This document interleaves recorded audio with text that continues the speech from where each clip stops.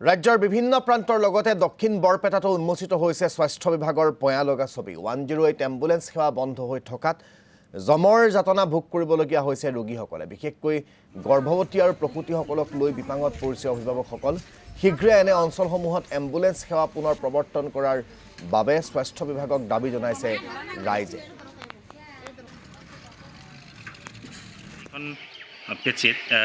এখন এম্বুলেন্স আছিল ড্ৰাইভাৰসকলে ষ্ট্ৰাইক কৰাৰ কাৰণে বৰ্তমান এই এম্বুলেন্সখন বন্ধ হৈ আছে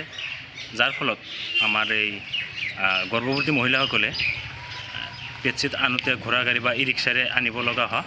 ইয়াৰ ফলত বহুত অসুবিধাৰ সৃষ্টি হয় কেতিয়াবা সময়ত তেওঁলোকে বিপদৰ সন্মুখীন হয় আমাৰ এইখন মেডিকেলত এম্বুলেন্স নাই আৰু এই ৰিক্সা টানি আছোঁ প্ৰাইভেট গাড়ী অসুবিধা হোৱা নাই অসুবিধা হয় কি কৰিম আৰু মেডিকেলৰ গাড়ী নাই